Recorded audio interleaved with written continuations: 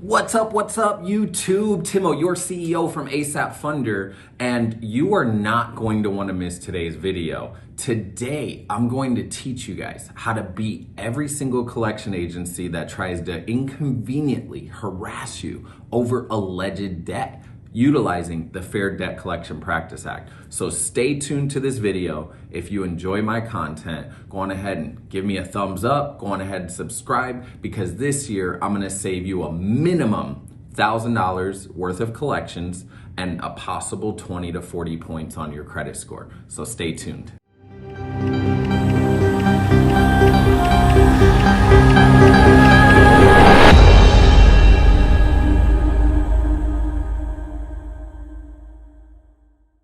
All right, guys, so now on to the fun part, reviewing the Fair Debt Collection Practice Act. Before I get into this part, I must say I am not an attorney. I do not give legal advice. Everything that I teach is for education purposes only. I do have a decade worth of credit repair experience. I know the bureaus inside and out, as well as all the smaller data houses and all the federal consumer-based laws.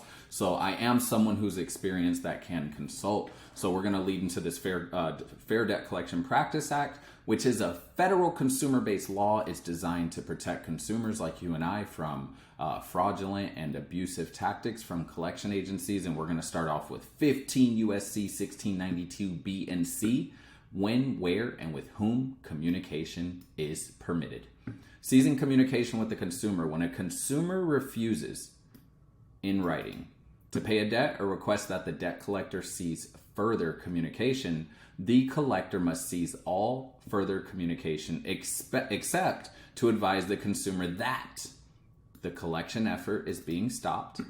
Certain specified remedies or ordinarily invoked may be pursued, or if appropriate, that a specific remedy will be pursued.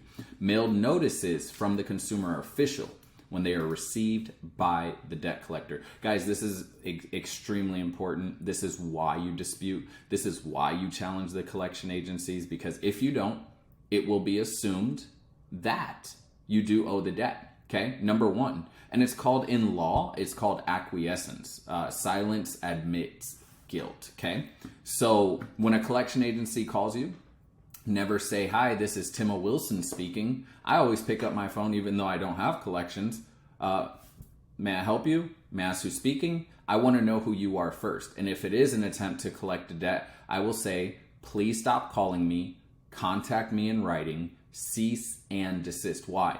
Collection agencies are trained to keep you on the phone for 60 seconds to admit you are who you are, you work where you work, you live where you live, and you owe the debt. Some of you guys literally guilt trip yourselves. You admit to the debt and you get yourself in sticky situations, okay? Moving along, okay? Validation of debts, 15 USC 1692G. The debt collector must provide the consumer with certain basic information. If that information was not in the initial communication, and if the consumer has not paid the debt, 5 days after the initial communication, the following information must be sent to the consumer in written form: the amount of the debt, the name of the creditor to whom the debt is owed. Notice that the consumer has 30 days to dispute the debt before it is assumed to be valid. Notice that upon such written dispute, the debt collector will send the consumer a verification of the debt or a copy of any judgment. And notice that if within the 30-day period, the consumer makes a written request for the name and address of the original creditor, if it is different from the current creditor, the debt collector will provide that information. And I'm going to be giving you guys the exact letter my company, ASAP Credit Solutions, uses, which is why we have a 90% plus repair and deletion rate on collections. And it does go into having them verify, validate a lot of information that we know they just don't have. And it's kind of funny how when you stand these collection agencies up, the collections just start to disappear, right? Harassing and abusive practices, 15 USC 1692D, okay? Annoy, abuse, or harass persons by calling repeatedly their telephone number or allowing their telephone to ring continually. They also cannot call you before 9 a.m. They also cannot call you after 8 p.m., guys. So I'm teamed up with a team of attorneys out here in Scottsdale, Arizona. They love to sue the bureaus and collection agencies for violating the Fair Debt Collection Practice Act. If you just save the calls, save the voicemails, save the harassment, I can assist you and plug you in with my attorneys. They'll sue them for you. And guys, you can win up to $1,000 per violation. This YouTube video is not only going to save you guys money. Now you know not to pay collections. Let me talk about that for a second. When you pay a collection, you admit to the debt. It doesn't come off your credit report unless you negotiate a pay for delete. It actually re-ages the debt. There's something called the statute of limitations, guys. Okay, statute of limitations means the amount of times an agency has to come after you, and in most cases, it's 7 years.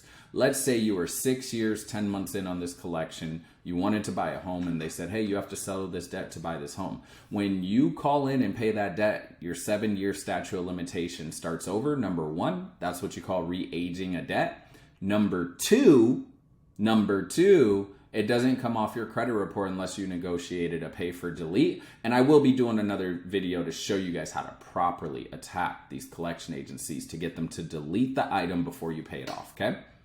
Moving along.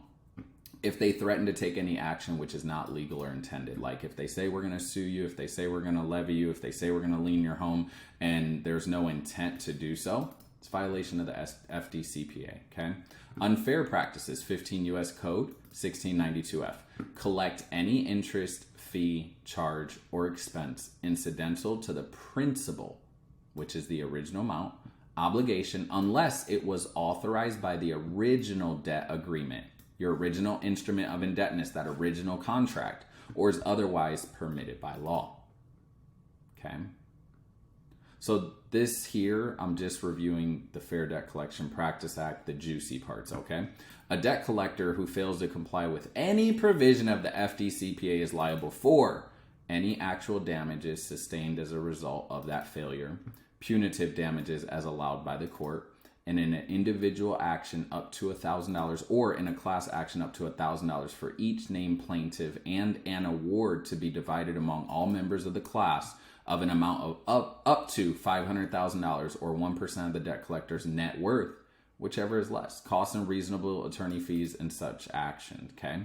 And of course, they must have proper jurisdiction to sue in a civil court. So that's a little bit about the FDCPA. Now, I'm going to move forward with the letter I'm going to give you guys on this video. If you just email sales@asapfunder.com, we will share the Google Drive. I'm putting this document in. We use this document. It has a 90% success rate. Okay, guys. So on this document, this is the original document you're going to use to start attacking your collection agencies, and where it says your name, your return address, date, debt collector name, all this stuff in brackets.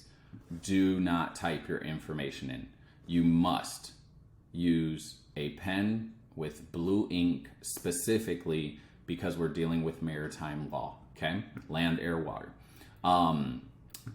Let's roll into the good stuff. Please supply the information below so that I can be fully informed why you think I owe the debt and to whom I owe it, including the name and address of the creditor to whom the debt is currently owed.